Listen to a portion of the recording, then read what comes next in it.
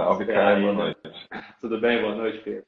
Esperar o pessoal Tudo bem. entrar aí, já está entrando. A galera vai começando a entrar aí. Esse tema, pessoal, vocês compartilhem aí, porque se perder o início, vai ficar difícil de entender. É um tema complexo, importante. Compartilhe com o pessoal do agro, os produtores rurais, os profissionais envolvidos com agro também, que nós demos uma pausa nas lives aí. Na verdade, essa live eu e o Pedro estão tentando ajustar já tem algumas semanas, né, Pedro? Mas as agendas estavam complicadas. Mas como é um tema bem complexo, ele está se arrastando. Então, mesmo que o tempo passou aí, Acabamos a gente... adiando para dar conta de acompanhar as novidades aí, né, Caio? Isso, exatamente. Por um acaso, Vamos compartilhando aí. enquanto a gente estava tentando marcar, as coisas estavam acontecendo ainda nesse assunto. Pois é. Vai acabar até dando mais conteúdo aqui para a gente bater papo, né, o Pedro? Bom, pessoal, vai compartilhando aí com o Emiliano, boa noite, Cristiano, tudo bem, Cristiano? Luísa Bonomo, Luísa Bonomo já passou por aqui, foi a estreia, inclusive, a primeira live, Arantes, Rafael, Dimas, Normélia, pessoal que veio pelo Instagram do Pedro aí também, compartilha, né, e o pessoal que veio aí pelo Instagram do Campo Vivo também compartilha, que é super importante no setor hoje. Bom, já para a gente não perder tempo, porque tem muita coisa para conversar, né, Pedro? Pessoal que tiver pergunta aí também, pessoal, manda aqui nessa interrogaçãozinha aqui, porque nos comentários pode acabar perdendo. Se vocês mandarem na caixinha do lado, é bom que depois eu consigo abrir e jogar na tela para o Pedro responder lá no final da live. Bom, pessoal, alguns aqui já acompanharam algumas lives, a Luísa mesmo já participou aqui comigo. A gente tem essa série de lives aí que é o Campo Vivo Talks. Demos uma parada aí. Eu estava querendo falar desse tema já há algum tempo, como eu falei aqui, e estava ajustando a agenda com o Pedro, mas é um tema uma pauta que está se alastrando aí no tempo e acabou que a gente vai ter mais coisa ainda para conversar, que é sobre o marco temporal das terras indígenas, né? Que está uma pauta bem quente aí no momento no Brasil, e como nossa ideia aqui, além de bate-papo, às vezes a gente quer conversar com um produtor, com algum profissional para falar um pouco da experiência dele, mas eu também, minha ideia é trazer alguns temas atuais aqui, de momento, para que o produtor fique por dentro, né, o Pedro, que é importante para a tomada de decisão, para saber se preparar para o que vem por aí.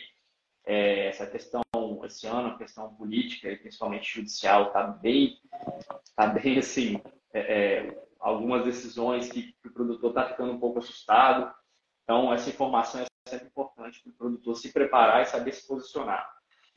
Pessoal, o Pedro, vou apresentar ele aqui. Alguns vieram pelo Instagram dele, provavelmente já o conhecem, mas o pessoal aqui, principalmente da região, vou falar aqui um breve resumo aqui do currículo dele, que tem bastante coisa. É um advogado, professor de Direito Agrário, Ambiental e Imobiliário, né, o Pedro, e sempre envolvido com essa questão essas demandas, essas pautas aí do direito agrário e ambiental, principalmente, né? Você é pantaneiro, né? A sua cidade é Aquidauana, é assim que fala mesmo? Exatamente, Saudações Pantaneiras. Show de bola, Mato Grosso do Sul. Então a gente está indo para longe aqui do Espírito Santo, mas graças a Deus a internet permite a gente fazer Proporciona esses esse bate-papo. encontros. Isso aí. E o Pedro participou do CNA Jovem, né, Pedro? Foi até você me mandou aqui, eu vi que eu cheguei eu cheguei em você pela Fernanda Permanhã, que é uma parceira nossa aqui da região, que fez Sim, o CNA Jovem com você. Eu conversei com ela, é uma guerreira aqui também nas batalhas na defesa do agro. Pautas do E Agro, aí sim. chegamos no Pedro, né, Pedro? Você está na televisão também, no canal Rural, né, com quadros sobre direito agrário no canal Rural, fazendo artigos para a Escola de Consultoria, né, que é um site bem conceituado aí do mercado agrícola. Então, assim, o Pedro tem um know-how que vocês vão perceber aqui que mais do que suficiente para tratar desse tema tão polêmico. Boa noite, Gilson. Pessoal entrando aí, Kaká, Iago, Gustavo. Gustavo também já fez live aqui comigo. O Guilhermino, aí também, boa noite. Então, Pedro, sem mais delongas, como o assunto é bem complexo, primeiramente agradecer, tá, a disponibilidade, a gentileza. Como eu falei, a gente só não fez antes a live porque realmente as agendas estavam complicadas, mas o importante é que a gente fez e vai ter mais assunto ainda agora para tratar. Então, te agradecer, obrigado pela disponibilidade aí, pela gentileza em participar. E já quero abrir contextualizando esse tema. Porque por mais que a gente está vendo aí nas notícias todos os dias, praticamente, essa questão do marco temporal das terras indígenas, o produtor, principalmente, ele tem pouco tempo, então ele até acompanha, né, ele tenta ficar por dentro, mas é muito assunto, judiciário, legislativo, executivo, agora todo mundo tratando disso aí, dessa pauta. Então, acho que seria importante a gente botar todo mundo na mesma página, dar uma contextualizada, assim, voltando ali para o básico mesmo. O que é o marco temporal e já traçando aí, se você puder, um breve histórico, porque eu acho que o histórico é importante dessas pautas, até para quando surgirem novas pautas, o produtor ele meio que reconhecer, né, a semelhança e ver o que está acontecendo e se preparar. Então, te agradecer novamente e aí você já fica à vontade aí para contextualizar e colocar a gente na mesma página para entender o que é isso. Positivo. Muito obrigado, Caio, pelo convite. É um privilégio falar até o Espírito Santo aí de maneira virtual, né? As coincidências que nos trouxeram aqui essa live. Agradeço muito aí pelo convite, agradeço aí pela audiência de todos que estão aqui assistindo, que porventura vão assistir depois também. É um tema realmente muito importante, só não diria que é uma novidade ou que é uma surpresa, porque é um tema aí que eu mesmo já acompanho há 10 anos. E quando eu passei a acompanhar esse tema, já existia uma PEC, né, que é uma PEC 215 do ano de 2000, que ficou por muito tempo tramitando no Congresso para alteração de algumas questões relacionadas à demarcação de terras. Então, é um assunto muito antigo, né, discussões que já se arrastam há muito tempo e que agora trouxeram resultados ali bastante preocupantes, né, em conflito até entre os três poderes. Bom, então vamos lá, vamos contextualizar. Você me pediu ali o que é o marco temporal e qual é o histórico disso. O marco temporal, então, ele seria um critério para demarcação de terras indígenas que a nossa legislação chama de tradicionalmente ocupadas, porque não existe só um tipo, uma modalidade de terras indígenas. Existem, na verdade, 3, e essas 3 modalidades estão no Estatuto do Índio.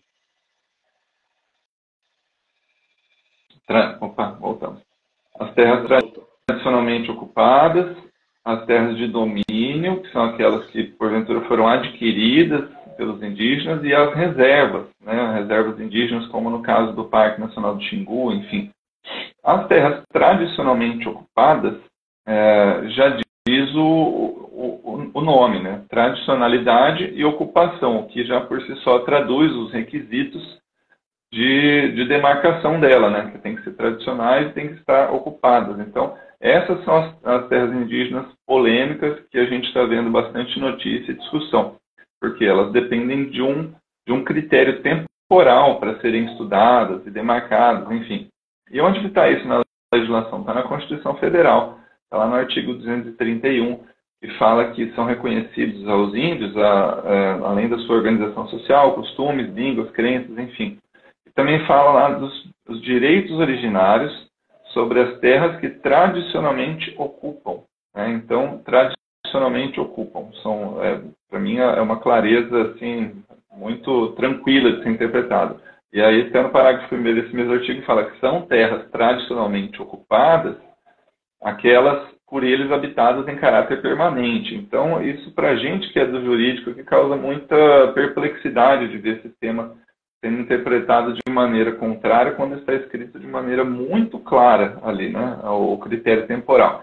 Então, de onde surgiu essa discussão, né? Surgiu da própria Constituição Federal de 1988. Né? E aí qualquer interpretação em sentido contrário seria ideológica, equivocada, né? Bom, então surgiu em 88 essa questão ali das terras tradicionalmente ocupadas. Em 96 surge, então, um decreto federal, de número 1775, que com apenas 11 artigos, ele orienta como é o processo de demarcação dessas terras tradicionalmente ocupadas, né? Mais uma vez, nós estamos falando das reservas, que são criadas por decreto do presidente, não estamos falando de terras de domínio. Então, essas terras tradicionalmente ocupadas, elas são um processo conduzido pela FUNAI, né, com base em trabalhos desenvolvidos por antropólogo de qualificação reconhecida, como diz na legislação, né, que vai elaborar o estudo de identificação. Bom, isso em 96. 11 anos depois de 96, com a judicialização de vários casos que aconteceu sobre esse assunto, surge a ideia de regulamentar, né? Quando a gente fala regulamentar, é clarear um pouco uma questão que, nessa pirâmide da legislação, que está lá em cima a Constituição, depois vem lei, depois vem decreto, a cada nível que você vai descendo ali, você vai dando mais detalhes. Então, com essa expressão tradicionalmente ocupados lá da Constituição, surgiu a ideia do projeto de lei 490 de 2007 para regulamentar, dizer o que é terra tradicionalmente ocupada, apesar de que eu já te disse, para mim estava muito claro que dizia ali em caráter permanente que eles ocupam, né? Bom, mas aí em 2007 surgiu esse projeto de lei que tramitou 16 anos na Câmara dos Deputados até que a sua votação aconteceu no dia 30 de maio desse ano. Resultou numa aprovação desse projeto de lei, foi para o Senado virou projeto de lei 2903, que se transformou na lei federal. Eu vou passar os números aqui para ficar gravado, né? Mas enfim, é na lei federal 14.701, que foi a lei que deu a notícia agora que o Lula sancionou e vetou a grande maioria das disposições ali discutidas no Congresso. Então, bom, retomando esse contexto histórico, né, entre 88 e 2005, também eram discutidas duas portarias de demarcação pelo Ministério da Justiça, né, sobre as terras tradicionalmente ocupadas, do caso Raposo Serra do Sol. Né, então, que foi julgado só em 2009. Então, essa é o grande emaranhado de situações aí históricas que vão chegar nesse local que nós estamos agora. Entendi, Pedro. Realmente é muito complexo e é muita coisa. Pessoal, foi até importante você falar, Pedro. A live vai ficar gravada depois, tá? Eu sei que é muita informação, muita lei, muito decreto aí que o Pedro falou. Depois vocês podem ver. Só dá um oi pro pessoal que está entrando aí. Que está aqui, compartilhe aí, pessoal, vocês viram que o tema é bem importante, compartilhe com os amigos aí do agro. Então, Pedro, então seguindo aqui, você realmente comentou essas diversas leis e disposições que vêm desde aí a Constituição, né, trazendo essas mudanças aí, e o que me espanta um pouco, eu não sou nada conhecedor, na verdade, da pauta, por isso que você está aqui conversando, porque a parte técnica aí você domina, mas é uma coisa muito difícil de acompanhar, porque você, claro, você tem a técnica, você domina aí, você acompanha e passa isso com tranquilidade. Mas aí eu vou pensar no profissional, no produtor rural, como que ele dá conta de acompanhar isso tudo, e aí, de repente, ele se depara com com essa situação do judiciário, chegando até o judiciário, e aí... Então, assim, é muito complicado, e eu queria que você falasse no seguinte sentido para mim, a situação atual, né, que foi o que motivou a gente fazer essa live. Você falou aí, principalmente, né, da parte legislativa, né, desses decretos, dessas leis, e aí nós tivemos há pouco tempo, né, que foi o que explodiu aí na mídia, enfim, que repercutiu bastante, uma decisão do STF. E aí, aproveitando, eu queria que você falasse um pouco disso, do que isso impacta, o que isso pode vincular essa decisão em termos práticos, e aproveitar e fazer um panorama, se é que, assim, se você quiser dividir, falar um de cada vez, acho até melhor, mais didaticamente, um panorama dos três poderes, como que está essa questão do marco temporal no judiciário, no legislativo e no executivo. Como que eles se encontram, o que isso importa para nós, assim, que a gente deve observar e ter cuidado com cada um desses pontos, ou cuidado, ou enfim, que deve se preocupar ou não se preocupar. Mas fazer essa divisão para a gente entender como é que está esse panorama dos três poderes. Vamos lá. Bom, a questão do marco temporal não é para ser complexa, mas é uma questão que tem que ser acompanhada. Quando você propõe esse tipo de conversa, de bate-papo, que é técnico, para a gente tentar traduzir isso do juridiquês para o diálogo aí com o produtor, a ideia que a gente trata aqui é mais para informar como nós chegamos até essa discussão, né, e qual é o impacto. E para isso é importante traçar, né, esse histórico, porque para você ter, como eu falei no começo da live, eu já acompanho há 10 anos esse tema, né, então para mim não é uma surpresa, mas para muitos que não estavam de olho no que estava acontecendo, ouvem falar de marco temporal a partir aí desse ano, enfim, e ficaram surpresos. Mas aquele que tem informação hoje, principalmente nessa questão aí para planejamento territorial, para investimento em imóveis rurais, para ter um negócio mais seguro, quem tem informação hoje está à frente e vai conseguir mitigar, minimizar esse prejuízo, verdadeiro prejuízo, né, com essas decisões do STF, enfim. Bom, para falar desse panorama de como que está o assunto hoje do marco temporal nos três poderes, no judiciário, no executivo e no legislativo, eu preciso necessariamente contar um pouquinho, primeiro falar do judiciário, né, que foi o pontapé que desencadeou a discussão, acelerou a discussão no legislativo, né, e que foi sancionado no executivo. Para falar dessa votação que teve no STF, eu preciso lembrar um pouquinho do caso do Raposo Serra do Sol, né, se você me permite. O caso do Raposo Serra do Sol foi julgado em 2009, então não é a primeira vez que o STF trata da questão do marco temporal e das demarcações de terras indígenas. A primeira vez que o STF tratou disso foi em 2009, ao concluir o julgamento do Raposo Serra do Sol, e deu interpretação a esse artigo 231 que eu li agora há pouco, né, do que são as terras tradicionalmente ocupadas pelos indígenas, né, e foi pelo caminho mais óbvio, né, no sentido de que são demarcadas as terras em que os povos indígenas ocupavam ou disputavam até aquela data em que a Constituição foi promulgada e escreveu este artigo, ou seja, 5 de outubro de 88. Esse é o marco temporal. E assim, esse marco temporal, ele, segundo esse entendimento lá no Raposo Serra do Sol, deveriam ser demarcadas apenas as terras indígenas que esses povos ocupavam ou disputavam, né, que é um termo jurídico chamado de renitente esbulho, até a promulgação da Constituição.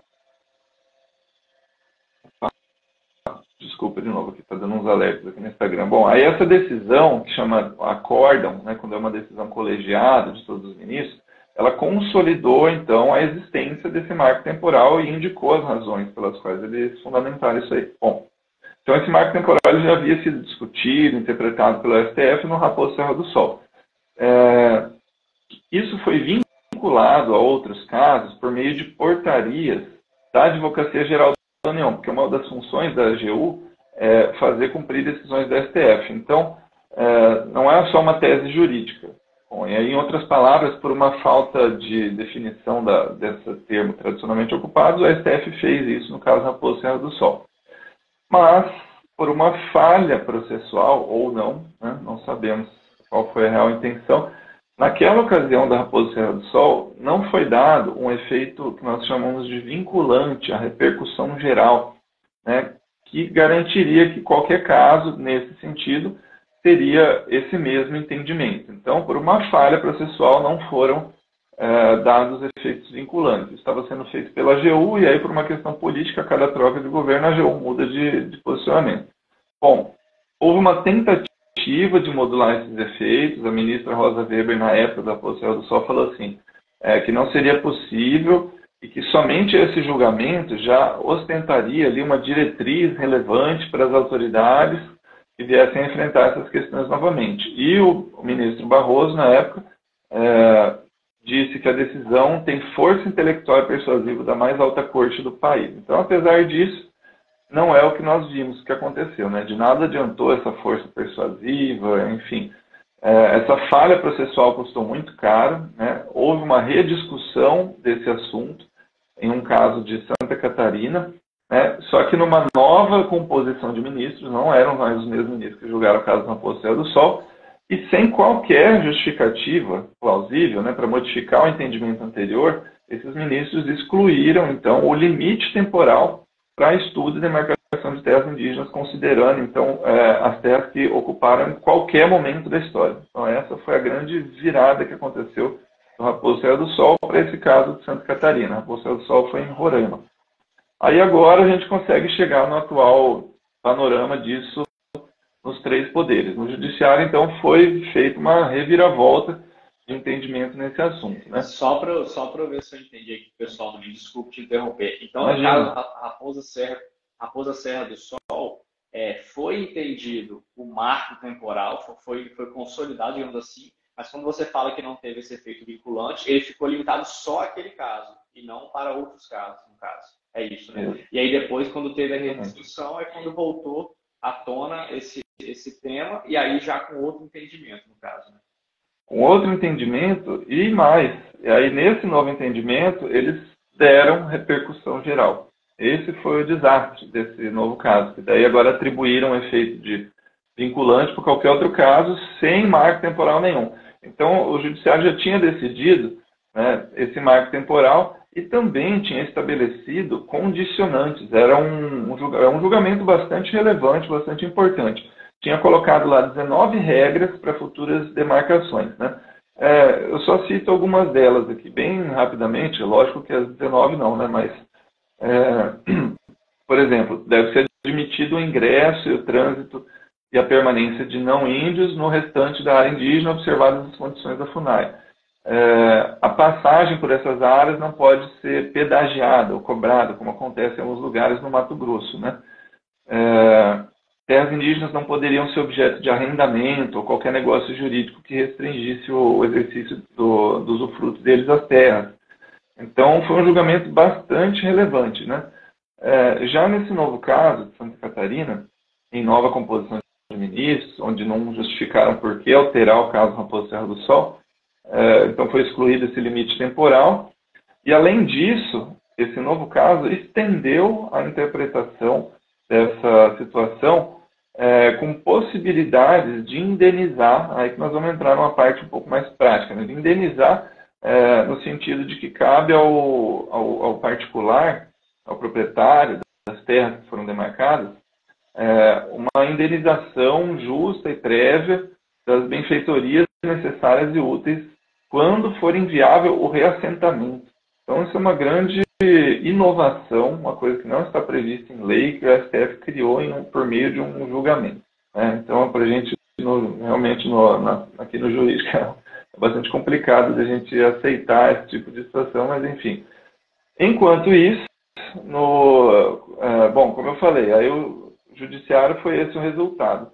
No legislativo, houve uma votação de urgência para aprovar a existência do marco temporal, né? Então deram interpretação ao artigo 231 e falaram, o marco temporal é esse.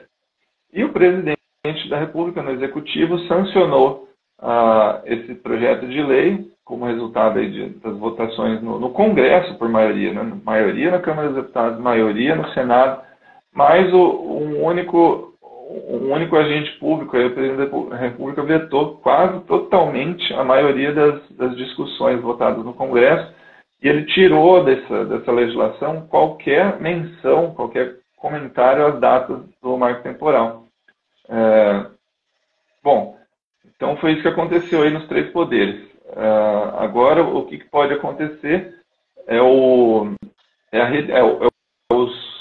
Congresso chamar para derrubada dos vetos do presidente da República e restabelecer o marco temporal.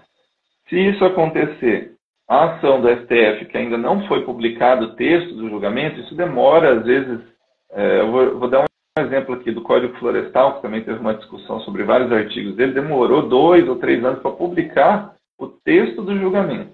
Então, enquanto não publica o texto do julgamento lá no STF, essa lei com o marco temporal valendo pode acabar derrubando esse julgamento, ele perde o objeto. certo? E provavelmente as entidades aí indigenistas e defensoras desse movimento contra o marco temporal já devem ter pronto uma nova ação para discutir essa lei do marco temporal, né? Então, é importante a gente acompanhar tudo isso aí. Não, muito bom, Pedro. Nossa, acho que o pessoal aí que tá vendo aí, a Fernanda até entrou aí, nós falamos dela. Fernanda, tudo bem? Boa noite. O pessoal entrando aí também. Muito bom eu ia até te perguntar qual era, além dessa divisão dos três poderes que você explicar, justamente a outra pergunta que eu ia fazer era qual a sua visão dos desdobramentos possíveis, que você já até adiantou um pouco aí. Então, assim, mas dá para falar mais um pouquinho. Quais os desdobramentos? Até acho que eu não falei, né? Na prática, para o produtor rural, no resumo da história é o seguinte, que antes da derrubada do marco temporal, aquele que possuía uma matrícula imobiliária, em que nela ele conseguia visualizar o histórico de todas as aquisições anteriores, até 1988, não tendo nenhuma restrição, nenhum conflito, ou seja, uma matrícula que foi dada pelo poder público lá no passado, né? Esse proprietário podia ter a certeza de que o seu direito de propriedade sobre a terra estaria garantido, devidamente titulado, né? Já que ele permaneceu ali como proprietário, exercendo, né, melhorias, produzindo na terra sem qualquer restrição. Isso não garante que não poderia ter um processo na FUNAI de investigação de demarcação de terras, porém o marco temporal ia respeitar essa delimitação, né, nos estudos antropológicos. Agora, sem um marco temporal, vai ser possível tanto uma abertura de processo para estudar a demarcação junto à FUNAI, quanto também vai ser permitido um estudo sem limite temporal nenhum, né? Então vão ser consideradas terras que os indígenas ocuparam em qualquer momento da história. Então isso traz para o proprietário, por mais que ele já esteja ali na terceira, quarta geração da sua família com aquela propriedade, traz uma insegurança enorme, né? No sentido de que a qualquer momento a FUNAI vai iniciar ali um estudo para falar que por ali passaram povos indígenas que foram expulsos por alguém que não é, às vezes, o proprietário ou a família do proprietário que veio sucedendo essa terra. Então, é uma insegurança jurídica gigantesca. Pedro, e aí eu ia até entrar um pouco mais nisso com você também. Pessoal, compartilha aí com principalmente os produtores, vamos chegar na parte importante agora, que é justamente aí para os produtores rurais, os profissionais ou consultores, né, que lidam com os produtores rurais, que é justamente essa parte mais prática, né, Pedro, que você já introduziu e já começou a falar, porque assim, você comentou aí da parte da FUNAI, de demarcação. A gente aqui na região tem um problema que já se perdura por muito tempo, que é bem parecido em termos práticos, que é com os quilombolas. A Fernanda, que está até aqui assistindo, sabe bem disso, né? Uma das coisas que iniciou a Associação Agricultura Forte aí foi essa batalha na defesa da propriedade privada.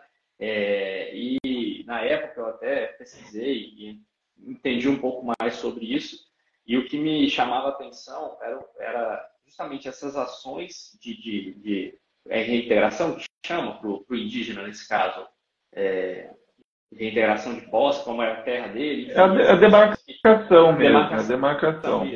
E reintegração seria se ele tivesse sido expulso agora, né? Entendi. Então, de demarcação, e me chamava a atenção justamente os processos de demarcação, como isso era feito.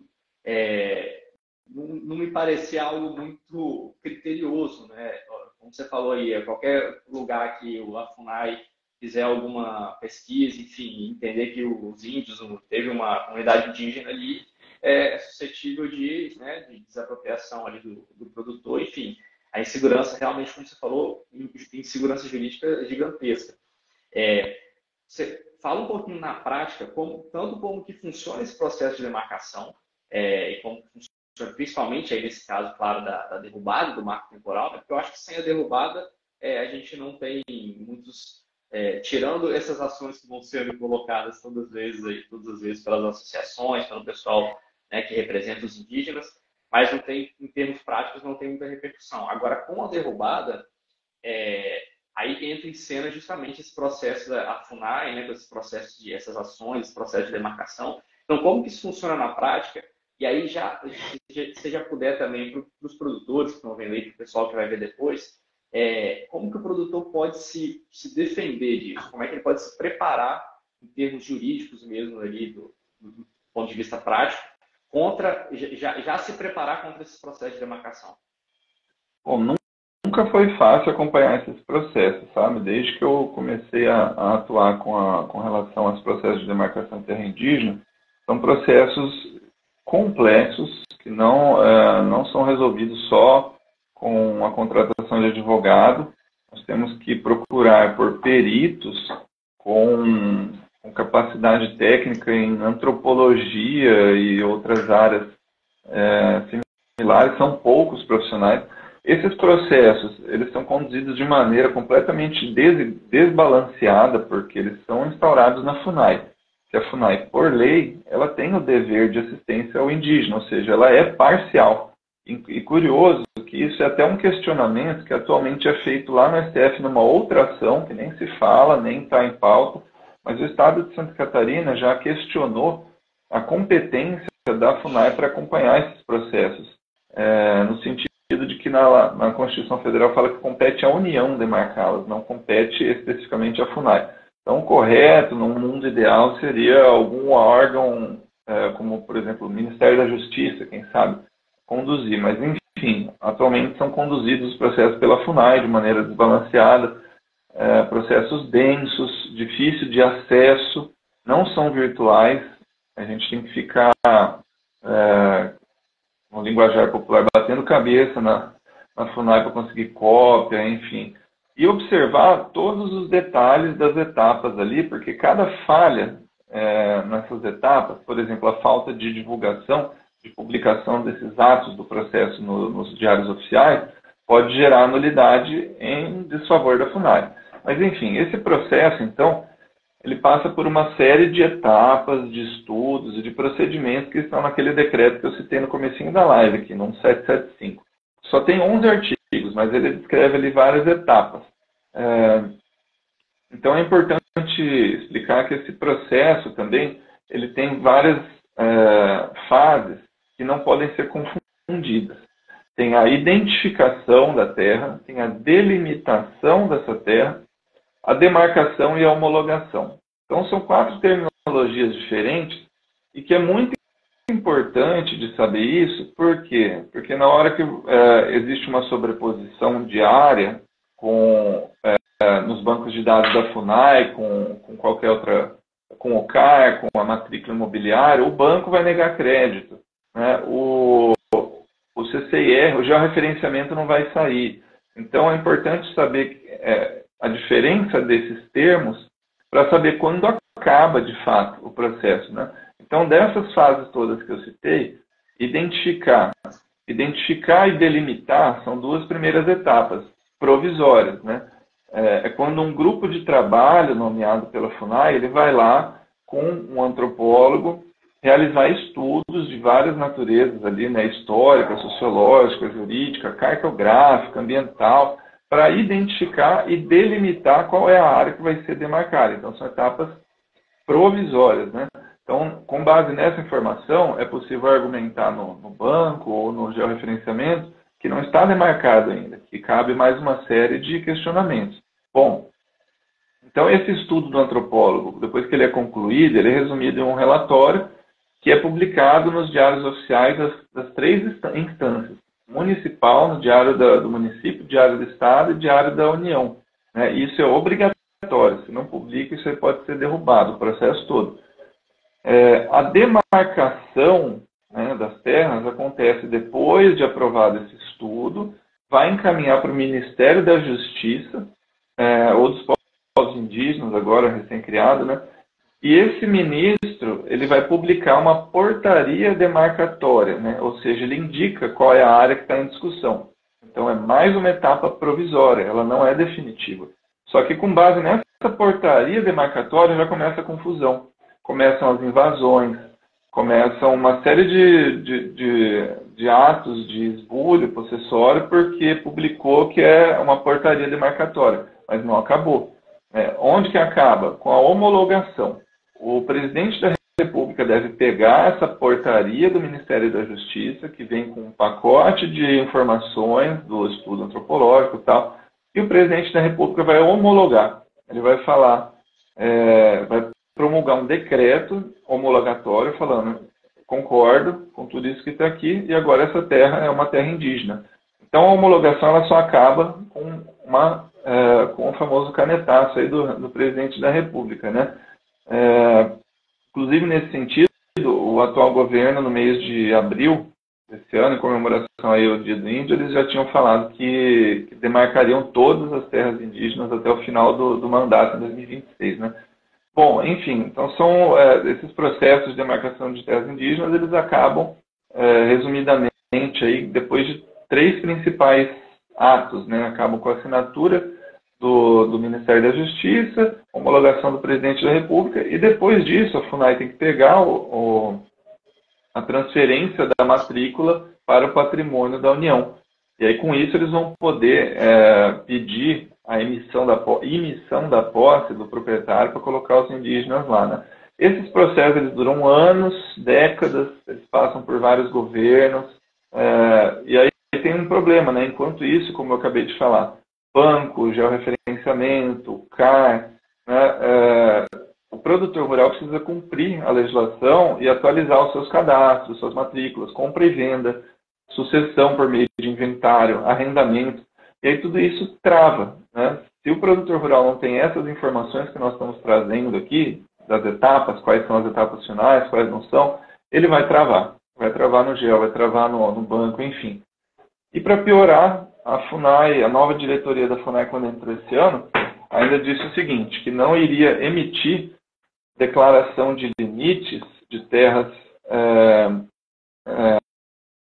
só as homologadas, que se é para emitir uma declaração de qual terra está sendo do banco de dados da FUNAI, eles emitem todas, identificadas, homologadas, enfim. Então eles não fazem questão de ajudar a desenrolar esses processos para o produtor rural.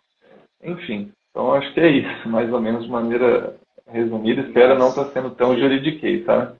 Não, está sendo uma aula, mas assim, como eu falei, é um assunto, para quem não é da área jurídica, né, assim, é complexo no sentido que é muita informação. E como a gente já falou no início, pessoal, a live vai ficar gravada, a gente vai colocar no YouTube também, daqui a pouquinho, vão divulgar aí para os produtores. Muita gente às vezes não pode assistir na hora e pode ver depois.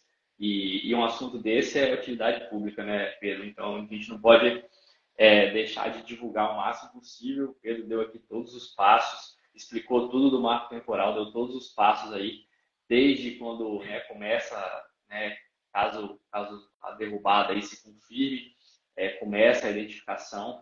E pelo que você falou aí, né, Pedro? Então, assim, eu entendi, na verdade, que digamos assim, o momento que realmente ali aquela terra é indígena é nessa homologação do presidente da República. E você depois, posteriormente, falou que a FUNAI já está dizendo para, pelo menos assim, declarar indígena antes disso, desde a identificação. Então, indo até para o campo político um pouco, para a gente também já encaminhar para o final, porque foi, assim, você realmente deu uma aula aí, não é professor à toa, né? Deu uma aula para o pessoal aqui. Eu percebo, do ponto de vista político, não querendo entrar muito em polêmica, mas não tem como com a pauta dessa, que o recado que está sendo dado, infelizmente, é de mais insegurança ainda, não só jurídica, né? Porque, como você falou, a partir do momento que começa esse movimento da FUNAI já querendo declarar a terra indígena antes dessa homologação, igual você falou, comentou do governo federal dizendo que ia, né, do Ministério lá dos povos indígenas, dizendo que ia demarcar todas as terras indígenas que estiverem no Brasil.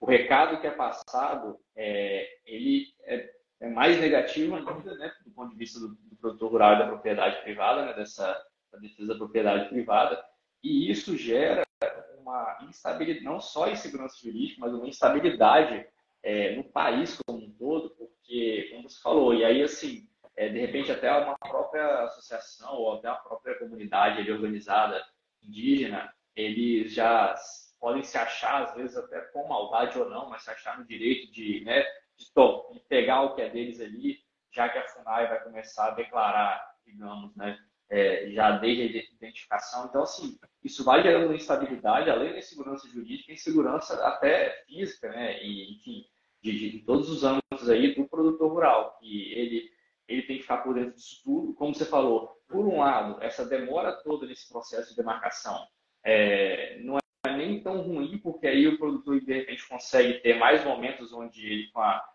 o difícil aí é justamente esse aparato, como você comentou, que tem que ter um advogado, tem que ter um antropólogo, tem que ter alguém, um perito, né? E não é simples, né, juntar isso aí, mas de fato eu acho que é necessário, porque como eu acabei de falar, assim, o recado está sendo dado, infelizmente, pela FUNAI, pelo governo federal, de que eles vão, no que depender deles, eles vão levar à frente, né? Essa derrubada do marco temporal e essa demarcação. Então, o produtor ele tem que estar muito, muito consciente, muito, né, focado, entendido dessas informações, para que ele saiba onde também atacar, no bom sentido assim, em termos processuais, como você falou, e também, de repente, não ficar nessa insegurança tão grande. E, assim, é preocupante, mas a gente precisa, essas informações que você está dando são muito valiosas, espero que depois o pessoal assista a live, eu mesmo vou divulgar para o máximo de produtores possível, porque, como eu falei, o recado está dado, então vai caber a nós mesmos nos organizarmos, né, o setor produtivo, junto com os advogados que estão aí, como você, em prol do produtor, para tentar, pelo menos, se preparar, né, tomara que não aconteça, né, eu acho que o Congresso, talvez ao lado bom disso aí, a Frente Parlamentar da Agropecuária está bem ativa nisso, pelo que eu tenho visto, tomara que não aconteça, mas a gente tem que estar preparado, né, porque tem que estar organizado para isso. E aí, já encaminhando para o final, eu queria que você, uma tarefa muito difícil, mas você, assim, resumisse isso tudo aí, fizesse um resumo geral e principalmente passando uma mensagem aí para o produtor, principalmente, assim, no sentido de se informar, de estar ligado no que está acontecendo, de saber aonde que está esse perigo, né? Com o que deve se preocupar, com o que não deve se preocupar. Fizesse aí um geral aí para a gente encaminhar para o final também e para deixar esse resumo aí também desse tema difícil de ser resumido. Eu acho que você tocou num ponto importante, que é a questão da polarização dessa discussão, que ela historicamente foi feita como se fosse produtor versus comunidades indígenas. E você tocou num ponto muito importante de trazer que isso tem reflexos inúmeros.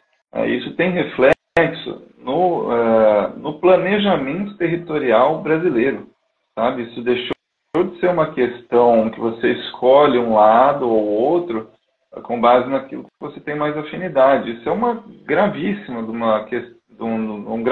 de um problema de planejamento territorial, já que por razões óbvias o nosso potencial brasileiro, eu não estou aqui como defensor do setor agropecuário, mas o potencial territorial brasileiro é produção agropecuária. Nós não somos exportadores de tecnologia como outros países ou alguns outros insumos. Nós somos exportadores de alimentos. Isso nós estamos inviabilizando ou mal planejando o nosso território, como está fazendo o STF, o Executivo, ao abrir um precedente gigantesco para essa demarcação sem limites temporais, isso se transforma num atentado contra o planejamento territorial brasileiro. Existem municípios no interior do estado do Mato Grosso do Sul, no Paraná, que já estão com mais da metade da área territorial sob estudo de demarcação. E olha o impacto socioeconômico ou ambiental, ou enfim, os impactos dos indicadores para esses territórios. O que vai acontecer com esses municípios? Municípios que a vocação, municípios no interior do estado, lá que a vocação é agropecuária. O que vai acontecer com esse local, né? Então, o planejamento territorial brasileiro tem que ser levado a sério. O território brasileiro tem que ser pensado em benefício de todos os brasileiros, rurais, urbanos, índios, não índios. Não é uma questão de privilegiar um grupo ou outro, né? E deixar de dar eficiência aos potenciais aí do nosso território, né? Bom, na prática, esse foi o meu desabafo, né? Agora, na prática, com relação a esse assunto e essas novidades, o produtor ele tem que realizar uma conferência documental, né, completa da sua propriedade. Hoje, ser proprietário não é mais uma não é ser só produtor. Hoje é ser gestor, é ser empresário rural, é ser exige muitas outras competências que antes não eram levadas tão a sério. Os cadastros obrigatórios da propriedade rural, aquela verdadeira sopa de letrinhas aí, o CAR, CCIR, TR, a grande maioria das conferências que eu faço, para todo cliente que entra, eu peço os meus documentos.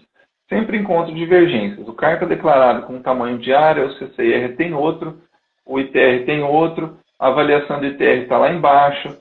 Enfim, é uma grande confusão. Então, por isso que na prática o produtor tem que realizar uma grande conferência documental completa, solicitar o histórico aí da sua matrícula, principalmente se estiver próxima de áreas sob estudo de demarcação de terras indígenas, fazer um levantamento aí de documentos para comprovar a boa-fé na aquisição, né? Ou seja, que quando comprou essa terra nem sabia das demarcações de terras indígenas. Por quê? Porque isso vai definir se você vai receber indenização pelas benfeitorias que realizou ou não.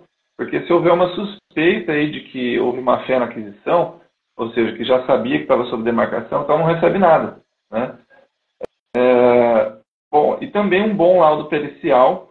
Existem peritos muito competentes hoje no mercado, que a gente trabalha com eles para documentar a atual situação dessa fazenda, né? A produção, os valores das benfeitorias e tudo aquilo que pode ser útil no caso de ter que pedir uma indenização porque a terra foi demarcada, né?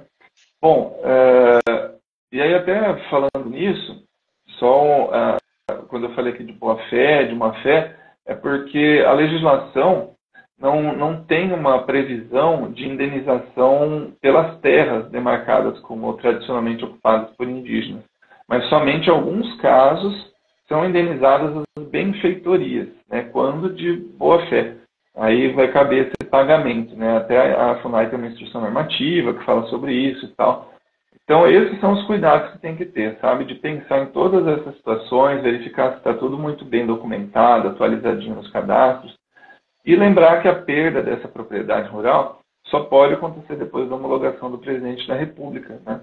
E a transferência disso para o patrimônio da União, da FUNAI. Então, essas chamadas ocupações, retomadas, como quiserem chamar os movimentos sociais, são uma falsa narrativa, é uma apologia à prática de crimes, como exercício arbitrário das próprias razões, invasão de propriedade, só serve para estimular a violência, né, e promover desordem nas áreas rurais, que, como você muito bem falou, isso traz uma insegurança pessoal para aqueles que estão ali, né, prejudica a vida de muitas pessoas. Enfim, demarcações, desapropriação de fim de reforma agrária tem que ser realizado com eficiência pelos órgãos públicos, tendo um processo, como a gente conversou aqui, né? E é isso aí, enfim. Tendo meios jurídicos para fazer as coisas, nada justifica que se faça pelas próprias mãos, né? Então, esses são os recados.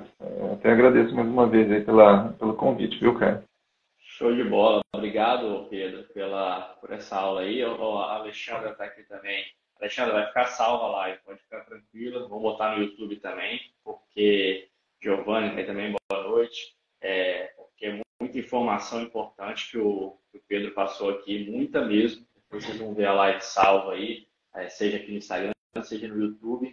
É de utilidade pública, como eu falei aqui, porque é informação prática que ele trouxe, fez um histórico para a gente entender, mas trouxe informação prática para o produtor principalmente ficar bem esperto aí, porque as repercussões ainda vão acontecer, né, Pedro? Assim, isso está acontecendo, né? Teve tá na mão do presidente. Agora é a derrubada dos vetos agora. A derrubada dos vetos pelo Congresso, a expectativa, né? Mas assim, como a gente falou, saber do que se trata, conhecer o histórico e o que fazer é importante, porque agora é isso, mas daqui a pouco pode ser uma outra coisa. Já foi como o Pedro falou, já tem 10 anos que ele está vendo sobre marco temporal das terras indígenas e muitos, como eu, por exemplo, estou sabendo recentemente. Então, a gente saber esse histórico, conhecer do que se trata, isso previne também que outros futuros problemas e inseguranças jurídicas a gente esteja melhor preparado, né? Quando eu falo a gente, assim, principalmente o produtor, que é o principal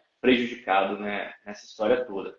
Então, eu vou deixar a live salva aqui no Instagram da Campo Vivo. Vocês podem ver depois. Pedro, te agradeço novamente. Obrigadão pela disponibilidade e pela gentileza. De repente, tendo novas repercussões mais à frente, a gente faz novamente, se você topar, para atualizar, para esclarecer alguns pontos que for necessário, mas vamos torcer para que a segurança jurídica prevaleça aí e não instaure mais ainda pânico, aí, mais dificuldades aí no setor produtivo. Então, obrigado, boa noite aí, e obrigado, pessoal, que ficou aqui assistindo, e esses que vão assistir depois também, espero que vocês tenham gostado. Positivo, eu que agradeço, cara. Atualizar essas informações é a nossa obrigação mesmo, viu? Contem comigo. Valeu, Pedro. Obrigado, pessoal. Boa noite aí. Um abraço.